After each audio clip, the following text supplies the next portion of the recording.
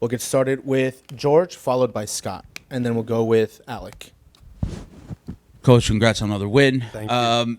How do you put together two great performances and now hopefully take this on the road against two fairly tough teams? Well, I have to disagree just a little bit with you. Last week, the first hour was quite okay, going towards good. Last 30 minutes wasn't that good. Today was a whole different ball game. We had to come back from a goal down, but I wasn't quite satisfied with the performance in general because I thought we were too sloppy, losing possession too fast, too quick. So then it becomes a game that goes up and down, and they try to get us in wide areas with crosses and stuff like that. So controlling the ball is what we're looking for, and that was a little off today. So I'm happy with the win because I told my guys also there will be phases like this in games that we have to fight and stay together and try to grind and make sure that we get the job done, and that's what they did today. So that's also an aspect that I'm very happy with, but still a lot of work to be done. Scott? Hey, Coach. Scott Church, Stream Point Soccer. Hi, Scott. Thanks. Congratulations on the win, but more specifically, after the goal was given up, the own goal, in the first half, what did you say to the team in that moment? Thanks. Nothing specific. It's something that we've touched on during preseason already, discussing several scenarios. So in preseason, we also had a moment there in one of the friendly games that we went a goal down. Sticking to the plan, try to execute even better what we're trying to get achieved on the pitch is the message at all times. But it gave us a chance also when Nico Carvalho had to come off to change the shape a little bit in order to stay in a good shape with Burke on the left side. And he's not a left fullback by nature, so we had to change our shape a little bit, and we got a little more control in that phase. Alec? Hey, Coach. Alec, Five Hi, Row Footy. Something in my research sort of you that I've seen that your teams are sort of marked by as like a sort of uptick in what most people would consider more effort stats, things like the press, and more specifically with New York, as we've seen it, a pretty large uptick in aerial duels and second balls won. Mm-hmm. And I was wondering how you go about motivating a team to kind of start pushing toward those types of things and winning more of those things. I wasn't aware of those stats, but it makes sense. We try to play with a lot of energy, a lot of intensity on and off the ball, and when you force the mistakes on your opponent, most likely they will play long or direct balls. And in order to control that moment, you need to be good in the air and control the second or the third situation coming from that aerial duel.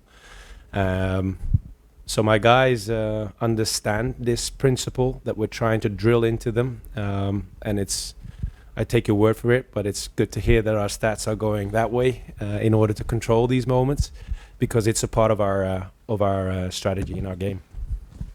We'll go with Justin, followed by Javier. Hey, Coach. Justin Egan, the outfield. One of the things that you mentioned this week is that you wanted to see how your team would respond after a win. What did you think of the mentality today?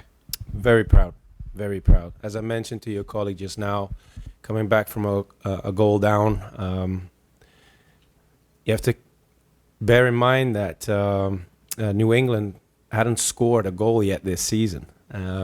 Going back to last season, they lost their 4 final games of the season, conceded 17 goals in total in 7 games, and only scored 4. So from their perspective, they're always looking for that moment to rise up again and look at the mental aspect of the game. So for them, getting that first goal that we scored for them was a huge moment for them, but also a very interesting one for us. So as I told you guys just now, I'm very proud of that aspect, because you need to stay in the game and stay really focused. And that's what we did. So the execution in the transition was perfect with the goal with Juli. And then the goal from Alonso was from a set piece, also indirect. So we pay a lot of attention to these aspects, because it can change games like you see today. Javier?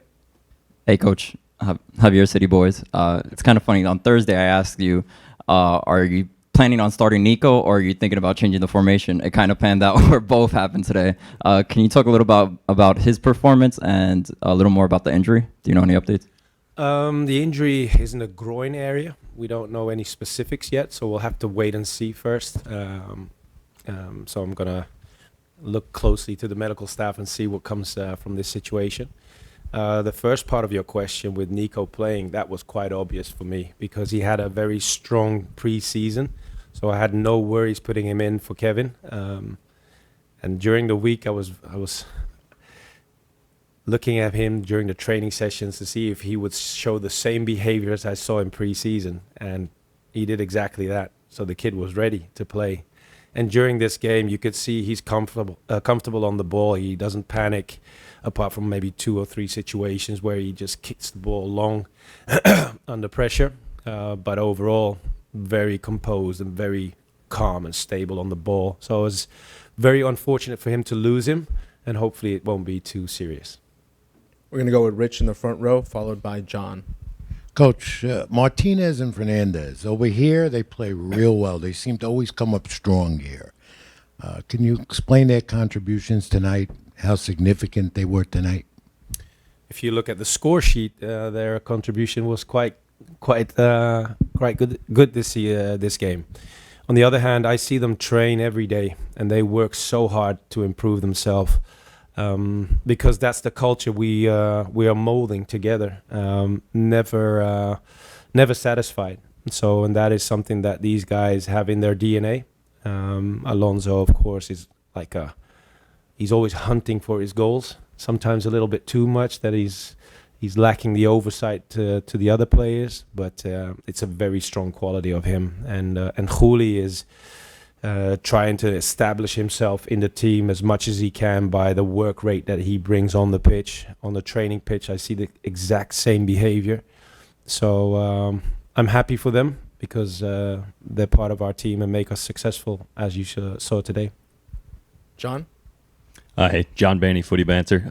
Congrats on the win. Thank you. It seemed like there was maybe a slightly deeper line of confrontation tonight and also slightly less possession than the last handful of games. Mm-hmm. Was that a tactical decision pre-planned, or was that kind of as a result of the injury or just the flow of the game?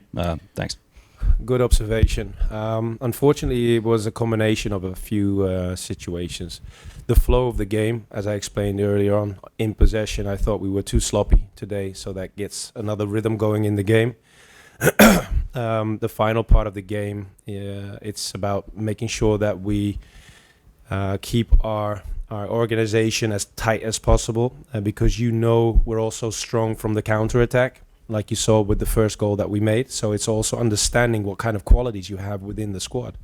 And game management is something I mentioned early in the season already. So from that aspect, I'm very happy.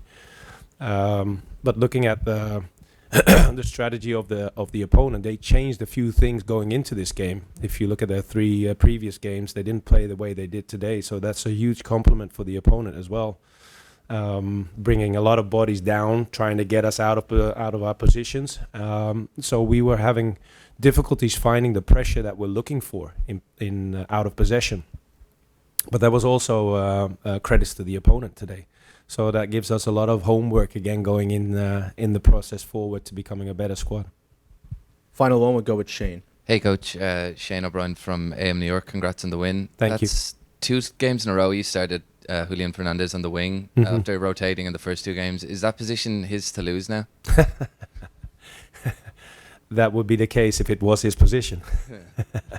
No, but he's like any other player in my squad. We have very high standards, so they have to fight throughout the week and the game time that they get in order to convince us and make sure that they are the ones who should be playing from the start.